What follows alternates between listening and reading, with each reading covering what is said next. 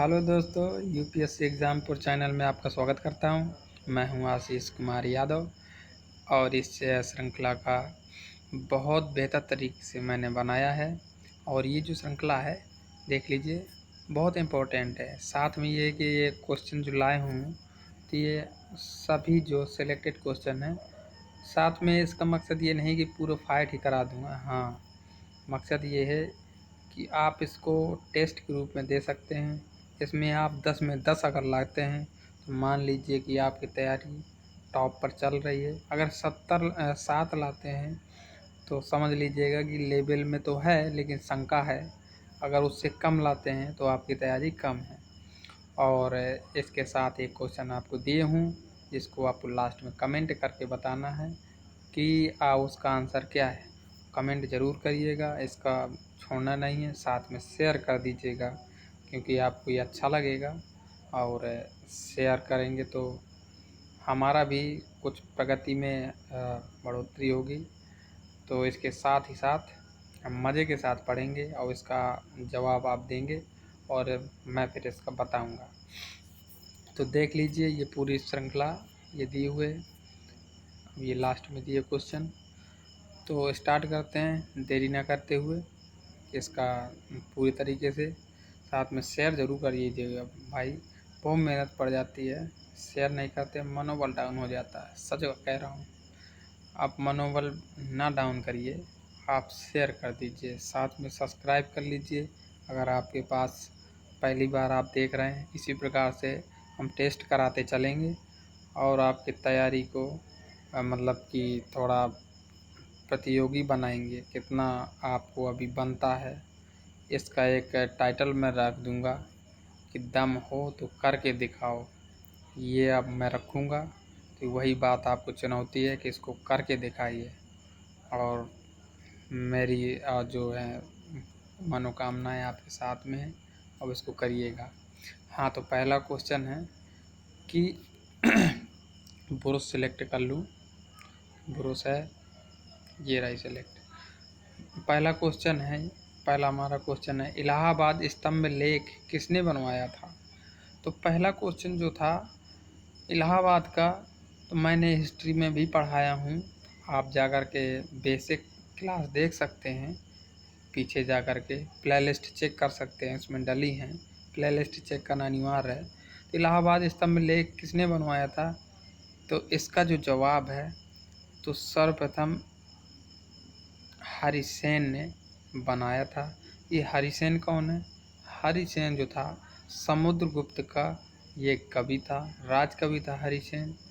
और जब बनवा दिया था, बाद के क्या हुआ कि अकबर वहाँ से उठा करके इलाहाबाद में लाया था।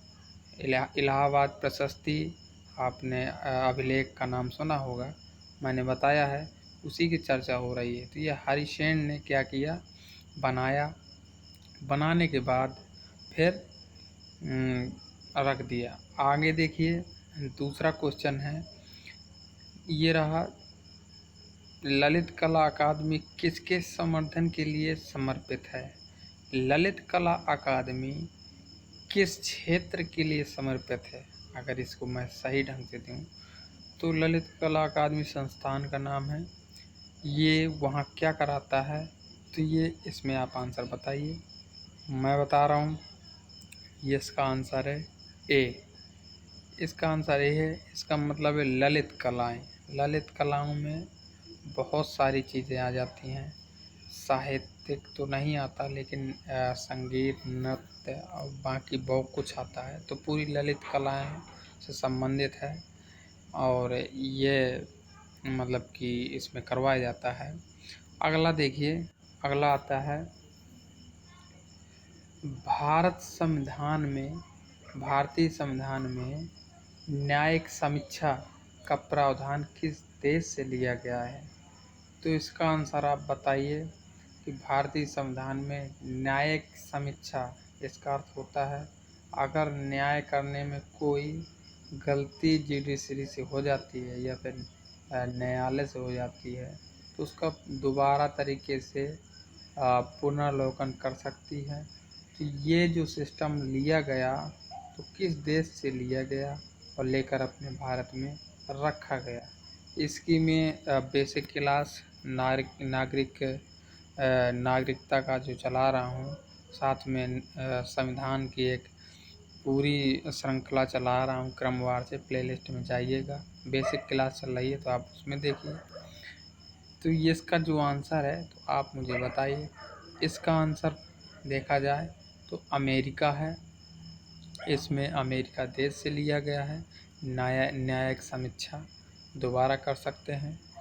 अब अगला क्वेश्चन होगा चौथे नंबर का, भारतीय सर्वेक्षण संस्थान का मुख्यालय कहाँ है? भारतीय सर्वेक्षण संस्थान, इसका जो आंसर है, देखिए इसके जो सर्वप्रथम जो बनाया गया था तो अंग्रेज़ों ने बनवाया था 1767 में। भारतीय सर्वेक्षण संस्थान बनवाया था, अंग्रेज़ों ने बनवाया था। तो ये कहाँ बनवाया था, इसका आंसर आपको देना है। अगर आपको आता है तो अपने मन में लिख लीजिए, लेकिन हम बताएं तो इसका आंसर है देहरादून। देहरादून पड़ता है और यहाँ पर भारतीय सर्वेक्षण संस्थान की स्थापना हुई थी, लेकिन ये अंग्रेज़ों ने की थी। बहुत पुराने समय का ये है। अगला है मेधावी राजस्व अधिकारी टोडरमल ने किसके अधीन सेवा की थी? तो इसका आंसर आप बताइए। टोडरमल का नाम आपने सुना होगा।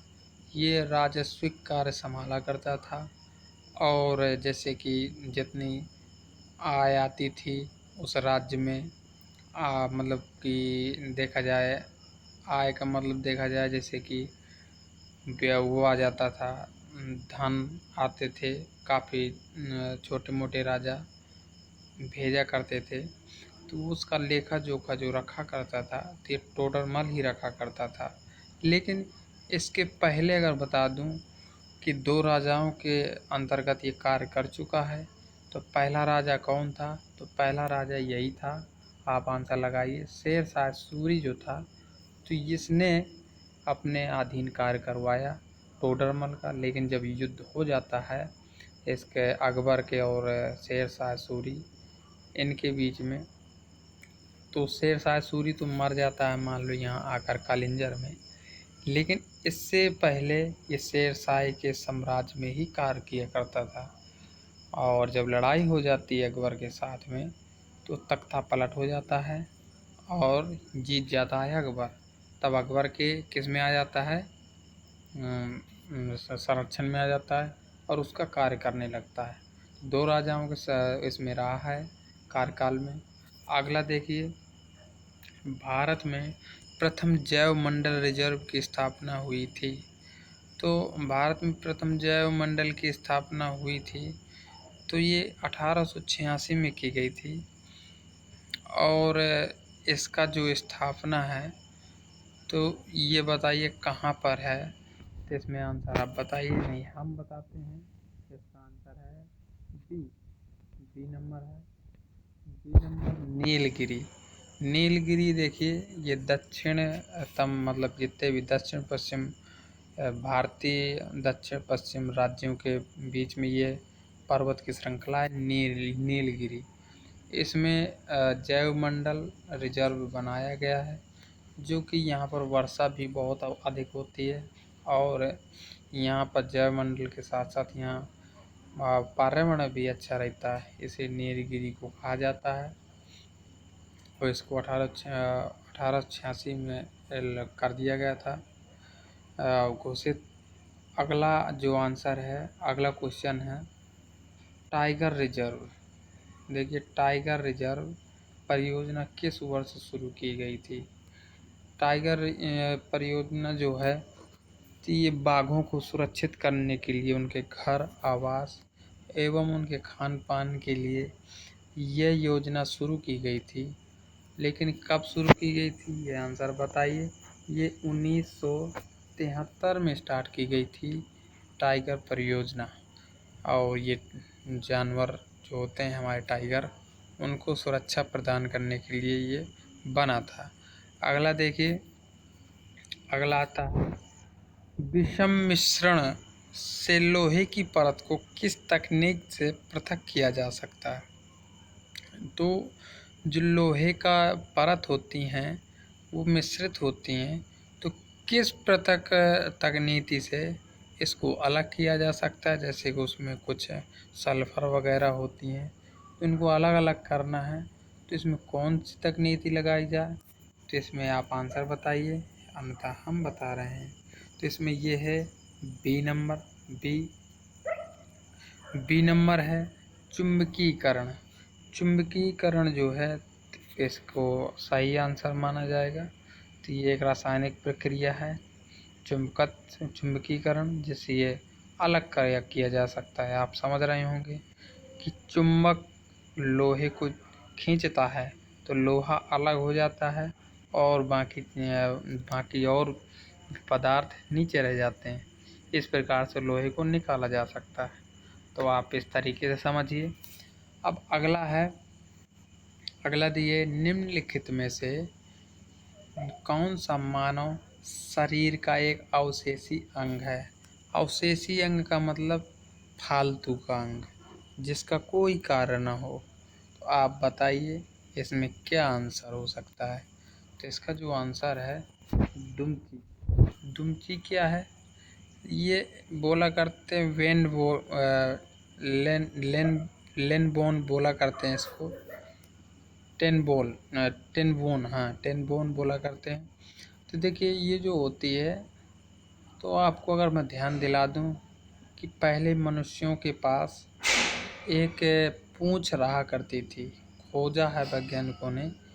पहले रामापिथेकस जैसे मानव रहे, होमो हैबिलस और ऑस्ट्रियोपिथेकस। ये मानव विकास की बहुत पहले की बात है, 20 करोड़ वर्षों की बात है। पहले मानवों के पूंछ रहा करती थी, तो वो पुच्छी को बोल रहे हैं दुमची। तो वो दुमची है। तो आज के युग में वो नहीं रही, लेकिन फिर भी कहीं ना कहीं किन्हीं किन्हीं के अवशेष पाए जाते हैं, तो उनका कोई कार्य नहीं रहता, इसलिए अवशेषी अंग उनके बोला जाता है।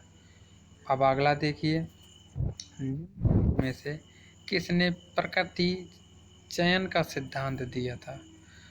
प्रकृति चयन का सिद्धांत जो दिया था, तो वो व्यक्ति कौन थे। साथ में अगर और बताऊं तो इनकी एक पुस्तक है, यानी इसका क्या है, चयन ऑफ डार्विन करके है। लेकिन ये कौन है, नेचुरल ऑफ स्पीच है इनकी एक पुस्तक का नाम, उनमें इसमें इसका मिलता है। तो इसका जो आंसर है, तो इसका सी नंबर का आंसर है डार्विन। डार्विन वैज्ञानिक थे जिन्होंने बहुत बेहतर तरीके से वन एवं प्रकृति के बारे में बताया है, बहुत बेहतर तरीके से। तो ये 10 क्वेश्चन की श्रृंखला थी। तो अगला आपको बताना है, आपको कमेंट करके, कि इसका आंसर क्या होगा। आपको जितने आते हैं वो तो आप इसमें कमेंट करके बताइएगा कि हमको कितने आते थे। देखिए इसका लगता है लिखा नहीं गया, लेकिन लिखा था। कोई बात नहीं, नीचे ज़्यादा तो नहीं लिखा, PDF में नहीं आ पाया, लेकिन इनको आप बता सकते हैं कमेंट करके कि आपको कितने बनते थे। और इसी के साथ धन्यवाद मेरा फुल वीडियो देखने के लिए। आगे इसी प्रकार से और वीडियो लाता रहूँगा और बनाता रहूँगा। थैंक्स।